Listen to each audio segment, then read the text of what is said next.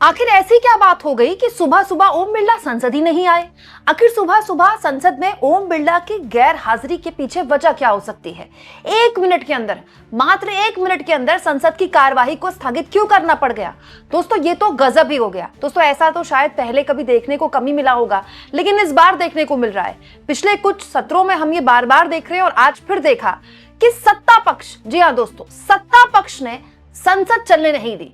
आखिर क्यों संसद के आड़े आ रहा है सत्ता पक्ष और मात्र 1 मिनट के अंदर क्यों जो पीठासीन थे लोकसभा अध्यक्ष की कुर्सी पर, उनको अपनी कुर्सी से उठना पड़ा? सब कुछ मैं आपको तफसील से बताऊंगी और साथ में आपको आज सुबह हुई इंडिया गठबंधन की एक मीटिंग के बारे में भी जानकारी दूंगी जो कि संसद परिसर में हुई है। लेकिन मेरी आप लोगों से गुजारिश है दोस्तों, वीडियो पूरा जरूर देखिए, क्योंकि मेरी एक वीडियो में आपको कई 2-3 वीडियोस की जानकारी मिल जाएगी। मेरी एक वीडियो अगर आप देख लेंगे तो आपको बहुत सी वीडियोस नहीं देखनी पड़ेंगी। जानकारी आपके सामने सबसे पहले रख देती हूँ दोस्तों। हफ्ते का दूसरा दिन है आज, मंगलवार का। अमूमन दोस्तों सोमवार, मंगलवार, बुधवार ये जो दिन होते हैं बड़े इंपॉर्टेंट होते हैं संसद के, क्योंकि सरकार इंपॉर्टेंट बिल लेकर आ जाती है, उसके पास पूरा हफ्ता होता है जिस पर वो बहस करवा ले, और बजट पर तो चर्चा होनी ही थी लोकसभा में। लेकिन आज सुबह मैं तो बड़ी हैरान रह गई। सुबह 11 बजे जैसे ही लोकसभा की कार्यवाही शुरू हुई, क्या आप जानते हैं लोकसभा स्पीकर ओम बिरला कुर्सी में ही नहीं आए, वो आए ही नहीं। पीठासीन जब आए उनकी जगह तो मात्र 1 मिनट में, जस्ट इन 1 मिनट, उनको उठकर जाना पड़ गया क्योंकि हालात ऐसे बन गए। लेकिन आज के हालातों में फर्क यह था कि न केवल विपक्ष हंगामा कर रहा था, विपक्ष लगातार प्रदर्शन कर रहा था, विपक्ष लगातार बोल रहा था, बल्कि सत्ता पक्ष की तरफ से भी उतनी ही आवाज सुनाई दे रही थी। निशिकांत दुबे जैसे बीजेपी के सांसद लगातार राहुल गांधी पर कार्रवाई की बात कर रहे थे। आखिर ऐसी कौन सी बात है जिसकी वजह से बीजेपी बुरी तरह से फंस गई है?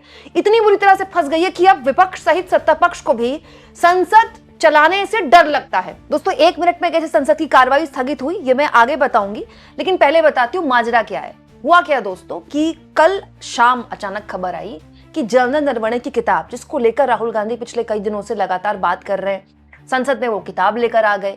उसको लेकर दिल्ली पुलिस ने एफआईआर दर्ज कर दी, ये कहते हुए कि जो किताब छपी ही नहीं, आखिर वो किताब सोशल मीडिया में आई कैसे, हम जांच करेंगे।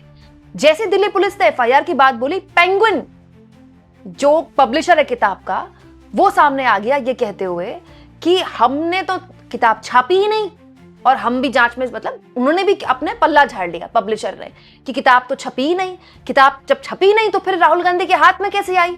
ऐसा तो है नहीं कि राहुल गांधी ने अपने अलग से किताब छपवा ली। जब किताब की राइट्स पेंगुइन के पास है तो किताब पेंगुइन ही छाप सकता है। तो बाइंडेड किताब आई ना, राहुल गांधी के पास पूरी किताब आई थी बाइंडेड, जो वो संसद में दिखा रहे थे। तो फिर सवाल उठने लगे कि भाई किताब जब छपी नहीं तो राहुल गांधी के पास आई कैसे? इसीलिए आज जब संसद शुरू हुई तो आप देखिएगा विपक्ष तो हंगामा कर ही रहा था कि एलओपी को बोलने दो। सत्ता पक्ष की तरफ से निशिकांत दुबे जैसे लोगों ने एकदम चिल्लाना शुरू कर दिया कि राहुल गांधी पर कार्रवाई होनी चाहिए। क्यों? क्योंकि जो किताब छपी नहीं इनके पास कहां से आई? तो ट्वीट आया तो फिर सरकार और पेंगुइन दोनों पर सवाल खड़े हो गए और इसीलिए आज संसद परिसर में राहुल गांधी ने आज तक से बात करते हुए कहा, या तो नरवणे साहब पर यकीन करें या पेंगुइन पर विश्वास करें। जाहिर तौर पर मैं तो जनरल नरवणे पर ही विश्वास करूंगा। दोस्तों राहुल गांधी ने बकायदा मीडिया के बीच ये ट्वीट पेश कर दिया और कहा कि ये ट्वीट है जिसमें मनोज नरवणे ने खुद कहा है कि ये किताब अब उपलब्ध है और लिंक को फॉलो कीजिए। यानी राहुल गांधी ये कह रहे हैं कि जब पेंगुइन ये कह रहा है, पब्लिशर ये कह रहा है कि किताब नहीं छपी है, तो वो प्री ऑर्डर कैसे ले रहा था? राहुल गांधी ने साफ कहा कि किताब छपी है, इसीलिए किताब उनके पास अवेलेबल थी, किताब अमेजोन में भी दिख रही थी और अब वो अपने आर्मी चीफ पर ही यकीन करेंगे। अब दोस्तों इस मामले में भी एक पेंच है। पेंच क्या है कि विपक्ष के खिलाफ सत्ता पक्ष को ऐसा लगता है अगर कि भाई पेंगुइन ने कह दिया किताब तो छपी ही नहीं, तो राहुल गांधी कोई देश के खिलाफ साजिश कर रहे हैं, सेना को बदनाम कर रहे हैं और किसी भी तरह से, मतलब इस तरह की बात को वो बार बार उजागर कर रहे हैं क्योंकि ताकि देश के अहित में हो। लेकिन फिर इसका क्या मतलब हुआ? सोशल मीडिया में ये ट्वीट लगातार शेयर किया जा रहा है, 2023 का ट्वीट है जो कि जनरल नरवणे ने खुद किया है किताब की प्री बुकिंग के लिए। उसमें पेंगुइन ने भी ट्वीट किया है। तो जब किताब छपी नहीं तो प्री बुकिंग किस बात के लिए हो रही थी? भाई किसी भी चीज की प्री बुकिंग अगर आदमी कर रहा है तो पैसे देगा ना, पैसे देगा तो किताब उसको मिलेगी ना। और अगर किसी किताब की प्री बुकिंग तक आ गया है मामला, मतलब वो छपी है, तभी तो प्री बुकिंग पे आया है वो। ऐसा थोड़ी है कि जितनी बुकिंग आती है उतनी किताब छपती है। प्री बुकिंग खुद पेंगुइन बोल रहा था सोशल मीडिया में ठीक है, उसको जनरल नरवणे एंडोर्स कर रहे थे। और ये 2023 का ट्वीट अभी भी जनरल नरवणे का मौजूद है। जब तक मैं वीडियो रिकॉर्ड कर रही हूं तब तक तो मौजूद है, तब तक तो डिलीट नहीं हुआ है। तो पॉइंट ये कि अब किसकी बात सच मानी जाए। पेंगुइन ने अपने पल्ला झाड़ लिया कि हमने तो किताब छापी नहीं, तो आप प्री बुकिंग किस बात की ले रहे थे। दूसरा तो संसद चलाना अब सरकार के बूते का नहीं है। क्यों? क्योंकि अब बहुत से मुद्दे आ गए हैं। जैसे आज इंडिया गठबंधन की फ्लोर लीडर्स की बैठक हुई मल्लिकार्जुन खड़गे के चैम्बर में। इसमें राहुल गांधी खुद मौजूद थे, खड़गे साहब मौजूद थे और तमाम इंडिया गठबंधन के यहाँ पर सहयोगी मौजूद थे। यहाँ पर आप रामगोपाल यादव को भी देख रहे हैं समाजवादी पार्टी की तरफ से। यहाँ पर इनफैक्ट कल जो बैठक हुई थी इंडिया गठबंधन की, उसमें टीएमसी के लोग भी शामिल हुए थे। इसमें लेफ्ट पार्टीज को भी आप देख रहे हैं। बेसिकली अब क्या है, अब बहुत से मामले हो गए हैं। अब तो ये विपक्ष ने इस पर एक मुद्दा बना दिया कि देखिए विपक्ष को ये लोग बोलने नहीं दे रहे। क्यों? क्योंकि बात केवल किताब की नहीं है। किताब तो आई, ट्रेड डील हुई, अब ट्रेड डील की डिटेल्स निकल कर आ रही हैं।